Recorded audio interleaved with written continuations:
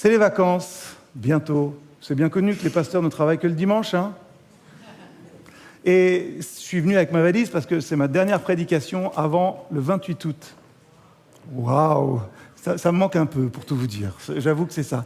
Je suis venu avec ça, et puis comme je pars juste après, j'ai pris mes lunettes. J'ai pris mes lunettes de soleil parce que, franchement, le soleil, la chaleur, tout ça est revenu. Et les lunettes de soleil, c'est quand même un essentiel de l'été, non? Qui parmi vous a des lunettes de soleil? Ne n'ayez pas honte de dire que vous avez des lunettes de soleil. Et puis, je suis sûr qu'il y a des gens qui ont même plusieurs paires de lunettes de soleil. Parce que, soyons sérieux, 2 minutes, qui a plusieurs paires de lunettes de soleil? Eh oui, parce que ces gens ont du style et ils savent qu'on ne peut pas mettre des lunettes bleues avec une chemise noire ou des lunettes noires avec un polo bleu, par exemple. Soyons sérieux 2 minutes. Le style over everything, comme diraient certains. Bref, si vous avez la chance de partir en vacances cet été, ou même pas de sortir de cette église tout à l'heure, peut-être que vous chausserez vos lunettes de soleil, comme ça, vous les mettrez dans votre valise, ou à chaque fois que vous les mettrez, vous penserez à moi, ça. Vous riez, c'est très bien de commencer en rigolant. Et vous penserez à cette prédication juste après. Moi, je ne sais pas comment les gens font pour vivre sans lunettes de soleil. Si je n'avais pas ce petit outil-là, je passerais ma vie comme sur mes photos de classe de toute la primaire jusqu'au collège, et faire cette grimace-là. Vous savez, souriez, essayez de rester, et hop, c'est comme ça, c'est là, c'est là. Non, les lunettes de soleil, ça permet de voir correctement et de ne pas plisser des yeux, d'avoir un certain confort. J'aimerais bien les garder toute la prédique, tellement vous êtes brillants ce matin. Oh. Mais je les enlève quand même, pour le tout. Et vous savez, hein, moi j'ai même dû racheter ma 2e paire de lunettes de soleil il n'y a pas si longtemps que ça, parce que j'avais perdu celle-ci. Et je me suis dit, mince, je les ai oubliées dans un magasin ou quoi que ce soit. En fait, elles étaient tombées dans ma voiture et je n'arrivais pas à les retrouver. Donc j'ai été vite racheter une paire de lunettes avant un mariage. On est obligé, il a plu à ce mariage. Dommage. Mais ces lunettes, elles étaient super parce que, 1, elles sont polarisantes. Il paraît que c'est super. Je ne sais pas ce que ça veut dire, mais il paraît que c'est super. Et 2, elles ont un filtre bleu, ce qui fait que même quand il fait mauvais, j'ai l'impression qu'il fait beau. Et ça, c'est super. Je ne sais pas vous, mais moi, je me sens bien, du coup, quand je les mets avec tout ça. Et vous savez, hein, attention, les lunettes de soleil ne vous font pas seulement paraître et vous sentir bien, mais elles sont aussi, plus que pour le style, super importantes pour préserver la santé globale de vos yeux. Les yeux, c'est extrêmement délicat, sensible aux maladies et aux blessures, comme toutes les autres parties de notre corps.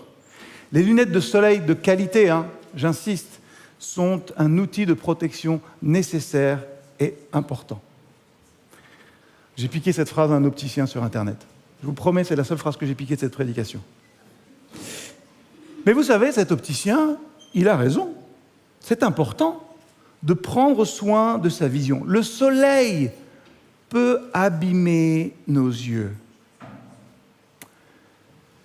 Mais il y a plein d'autres choses qui peuvent abîmer nos yeux. Et c'est pour ça que c'est important d'avoir dans son sac, dans sa valise, toujours une bonne paire de verres protecteurs. Cette nouvelle série qui commence, que mettre dans ma valise cet été? J'aimerais avec vous réfléchir à 2 versets. 2 versets du Sermon sur la montagne, ils vont s'afficher, et je vous invite à lire avec moi ces versets 22 et 23 du chapitre 6 de Matthieu. L'œil est la lampe du corps. Si ton œil est en bon état, tout ton corps sera éclairé. Mais si ton œil est en mauvais état, tout ton corps sera dans les ténèbres. Si donc la lumière qui est en toi est ténèbres, combien ces ténèbres seront grandes? Un texte qui vous paraît assez clair, mais qui est quand même assez compliqué. Selon les traductions, on a, dans la Bible en français courant, par exemple, « Si tes yeux sont en bon état », opposé à « Si tes yeux sont malades ». Dans la Bible Parole de vie, on a « Si tes yeux ne sont pas malades », opposé à « Si tes yeux sont malades ». Dans la Bible dite à la Colombe, on a « Si ton œil est en bon état », si ton œil est en mauvais état. Dans la Nouvelle Bible Second, on a « si ton œil est bon » opposé à « si ton œil est mauvais ». Dans la traduction œcuménique de la Bible, dans la Bible de Jérusalem, on a « si ton œil est sain » opposé à « si ton œil est malade ». Dans la Bible d'Arby, on a « si ton œil est simple » opposé à « si ton œil est méchant ». Et enfin, dans la Bible Chouraki, on a « si ton œil est intact » opposé à « si ton œil est criminel ». Ça fait beaucoup de traductions, ce qui nous montre que ces traductions des mots grecs, aplous, qui veut dire simplement simple, généreux, libéral, intègre, en un seul morceau, et poneros, c'est du grec, blessant, diabolique, calamiteux, vicié, dégénéré, coupable, méchant. Cette traduction de ces deux termes-là n'est pas si simple que ça. Et ce passage, il peut vite devenir un peu mystérieux, surtout si on le lit, ce qu'il ne faut jamais faire, en dehors de son contexte, en dehors de ce qui précède et ce qui va suivre. Juste avant, Jésus parle des trésors terrestres opposés aux trésors célestes. Et Jésus va comparer maintenant l'œil plein de ténèbres à l'œil plein de lumière. Et il comparera ensuite Dieu, l'amour de Dieu et l'amour de l'argent. Bref, ici, Jésus utilise une métaphore. L'œil est comme une fenêtre. Si elle est large, propre, alors la lumière va pénétrer dans la maison.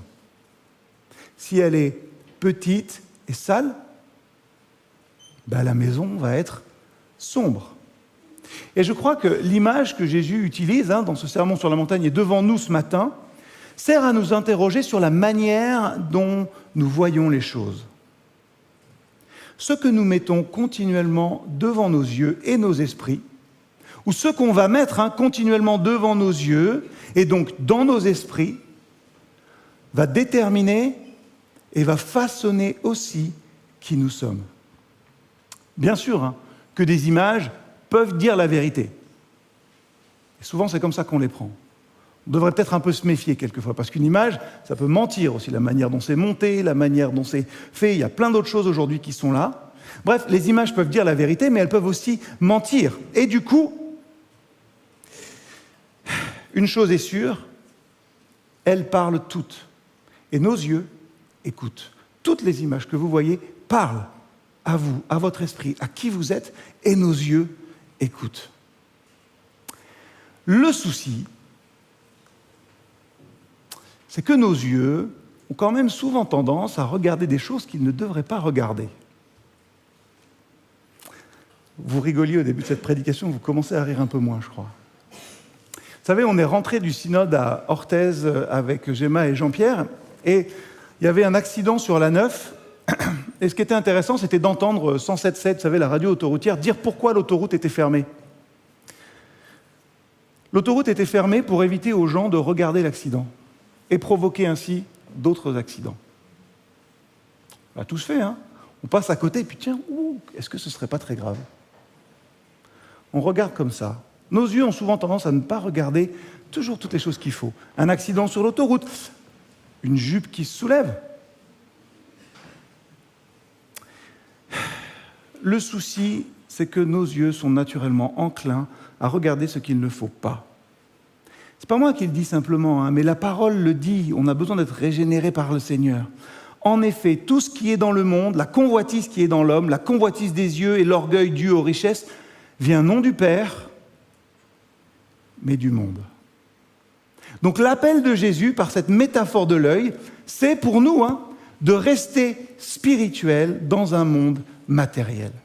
C'est d'avoir un regard spirituel sur un monde matériel. Et si je vais un peu plus loin aussi, pour vous faire frémir encore un petit peu plus, c'est d'avoir un regard spirituel sur un monde charnel. Parce qu'il existe quand même un domaine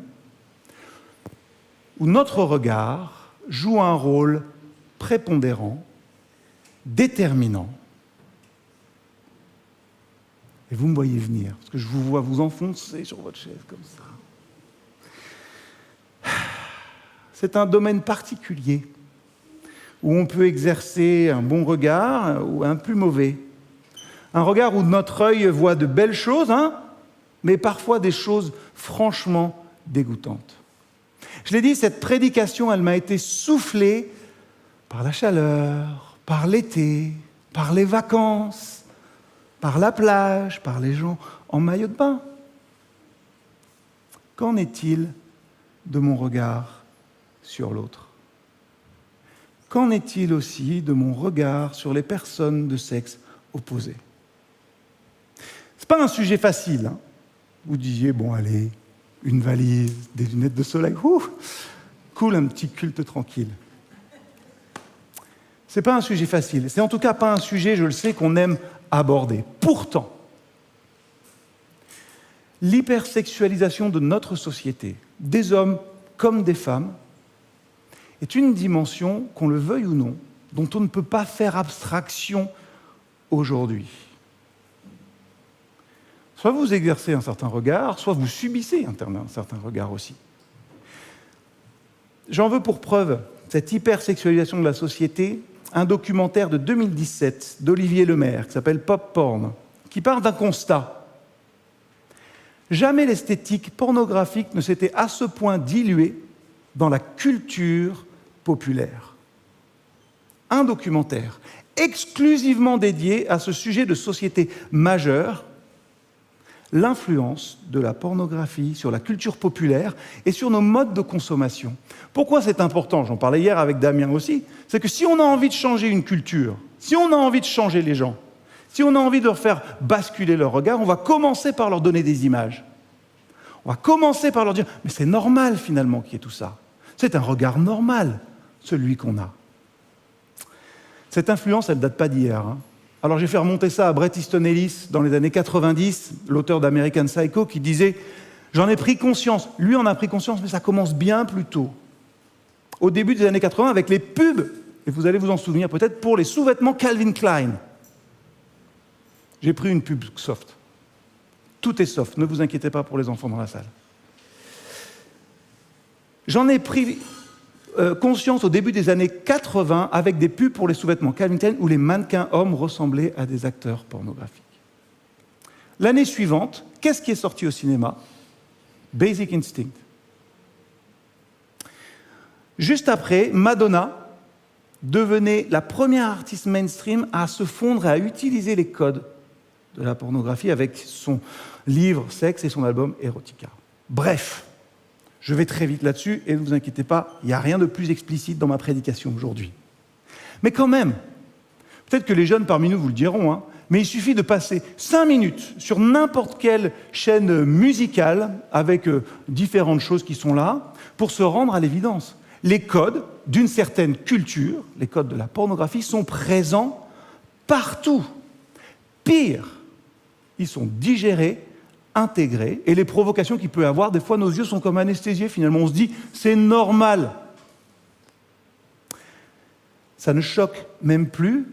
Regardez TikTok ou les choses comme ça. Alors je suis trop vieux pour regarder TikTok, mais bon, j'essaie de surveiller un petit peu mes enfants, enfin ma fille en tout cas, qui commence. Et regardez ce qui fait du clic sur les réseaux sociaux. Regardez la manière dont on est vu et comment on se montre, c'est tout ce qui compte finalement. L'œil est la lampe du corps. Si ton œil est en bon état, tout ton corps sera éclairé, mais si ton œil est en mauvais état, tout ton corps sera dans les ténèbres. Si donc la lumière qui est en toi est ténèbres, combien ces ténèbres seront grandes?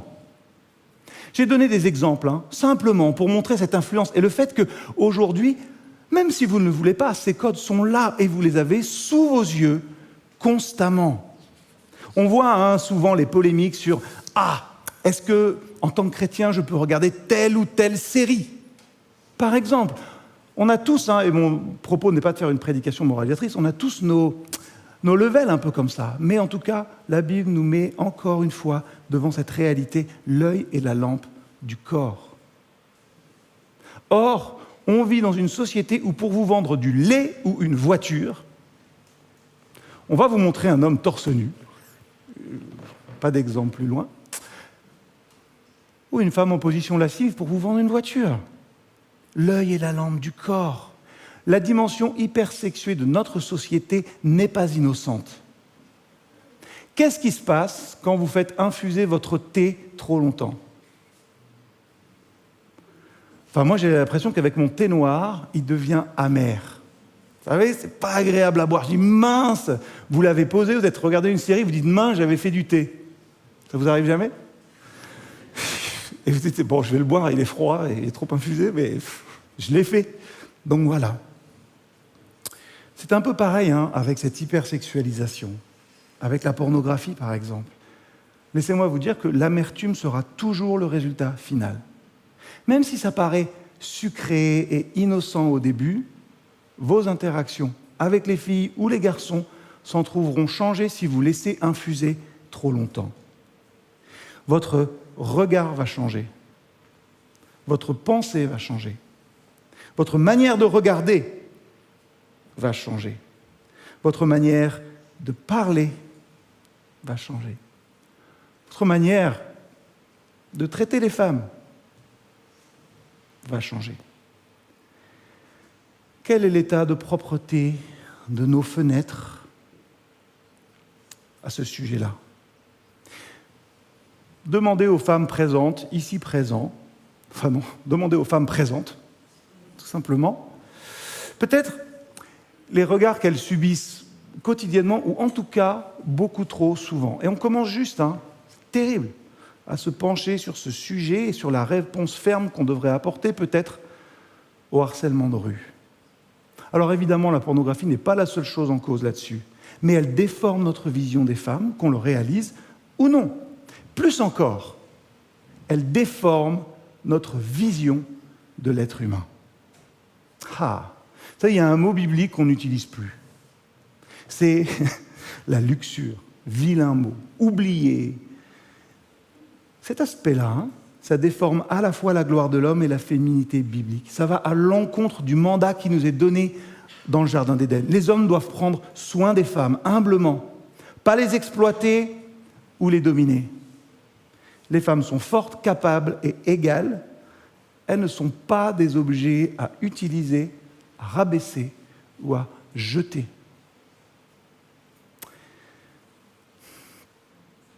Une certaine industrie, je ne vais pas répéter le mot, dégrade les hommes et les femmes, parce qu'elle les réduit finalement à une seule pulsion, une seule utilisation, au lieu de les célébrer comme l'image glorieuse et complexe de Dieu. Dans notre société, il faut consommer pour vivre, souvent. Et excusez-moi cette vilaine expression, mais qui semble être un petit peu le propre de tous les gens qui font sur des réseaux sociaux ou les choses. Mais pour exister, finalement, il faut que je sois digne d'être... Il faut que je sois consommable, présentable. Ça paraît tellement normal, finalement. Et pourtant, insidieusement, en faisant ça, la société de consommation dans laquelle nous vivons dévalue les êtres humains pour les réduire simplement à des objets de consommation. J'ai cité un exemple, il était facile d'aller chercher. Mais ça peut être le cas dans l'Église aussi. Je peux voir les autres comme un moyen pour arriver. Il est bon, allez, tac, tac, tac. Peut être dans votre travail aussi. Comment vous vivez les autres? Être humain, consommable, notre regard peut changer sur bien des choses là. Et c'est là justement que le sujet s'élargit. Parce qu'il y a bien d'autres domaines qui peuvent déformer notre regard sur les autres. L'œil est la lampe du corps. Si ton œil est en bon état, tout ton corps sera éclairé. Si ton œil est en mauvais état, tout ton corps sera dans les ténèbres. Si donc la lumière qui est en toi est ténèbre, combien ces ténèbres seront grandes? Nous sommes appelés par cette parole de Jésus à dépasser tout cela, à nous extraire de la temporalité, finalement, de la culture ambiante qui est là, pour tourner nos yeux, nos cœurs, notre attention vers ce qui est juste et bon pour Dieu. Et Caroline a mentionné au début de sa louange, tournez vos regards vers tout ce qui est bon, tout ce qui est digne de Dieu. Ça ne veut pas dire qu'on est appelé à vivre en ermite. Et je pense que je suis un bon exemple de ça. Mais nous sommes appelés à rejeter dans notre société la vision des êtres humains comme consommables ou consommés. Nous ne sommes pas appelés à la consommation sexuelle, nous ne sommes pas appelés à l'exploitation de l'autre dans tous les aspects de notre vie. À quoi sommes-nous appelés finalement? Nous sommes appelés par Christ à chercher plaisir en lui, à offrir nos vies et à vivre non pas dans la posture de celui qui prend, mais dans celui qui offre sa vie à Dieu et aux autres. Jésus a vécu une vie de renoncement. C'est ça qui me frappe à chaque fois que je relis les évangiles. Une vie de renoncement, de sacrifice et pas de convoitise. Jamais. Pas d'exploitation des autres. Même quand ils n'étaient pas bons, ils ne cherchaient pas à en tirer quoi que ce soit. Vous savez, on spécule beaucoup aujourd'hui sur la vie de Jésus. On essaie de remplir les trous de l'évangile en se disant, est-ce qu'il n'aurait pas été marié? Est-ce qu'il n'aurait pas eu des enfants qui traînent par-ci, par-là? Est-ce qu'il n'y aurait pas aujourd'hui parmi nous des descendants de Jésus? Jésus est pleinement homme, il est aussi pleinement Dieu. C'est-à-dire qu'il savait aussi que la sexualité ne définit pas une personne. Il nous montre aussi, et c'est peut-être difficile à entendre aujourd'hui, que la sexualité n'est pas un besoin vital ou un besoin de première nécessité. Aussi importante soit-elle, la réponse que vous apporterez à cette question-là, est-ce que c'est est-ce que c'est quelque chose de première nécessité ou de vital? Ça entraînera des prises de position éthiques très importantes. Jésus, lui, est devenu le moins que rien, le dernier de tous. Pourquoi? Pour nous placer, nous, d'abord, dans son amour. Alors, avec quelles lunettes je vais décider de vivre mon été? Quelles lunettes je vais mettre dans ma valise? Quelles lunettes je vais utiliser pour vivre chaque jour? Est-ce que je vais utiliser celles qui mettent mon plaisir, mes désirs d'abord, moi, peu importe l'autre, je peux l'utiliser, après tout le monde fait ça. Jésus renverse et recadre notre réalité. Jésus recadre aussi complètement notre humanité.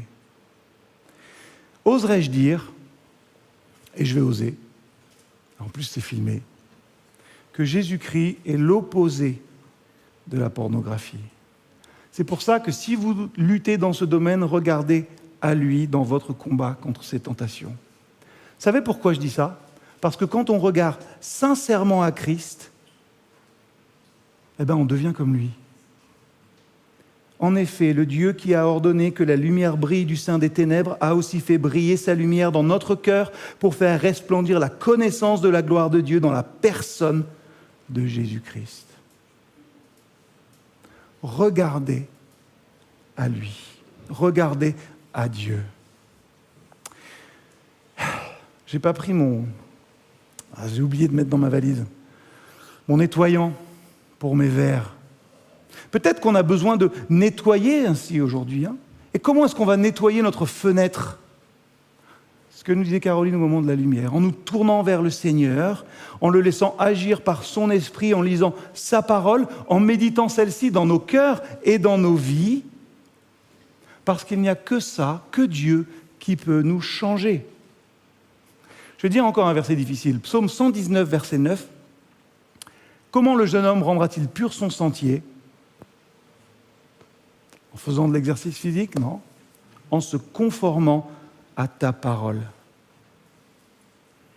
Je l'ai dit il n'y a pas si longtemps, mais être en Christ, c'est la seule qualification que nous ayons pour contempler sa gloire, même quand on pêche. Parce qu'il faut rappeler aussi, ne vous sentez pas culpabilisé, celui qui dit qu'il est sans péché est un menteur, dit la parole de Dieu.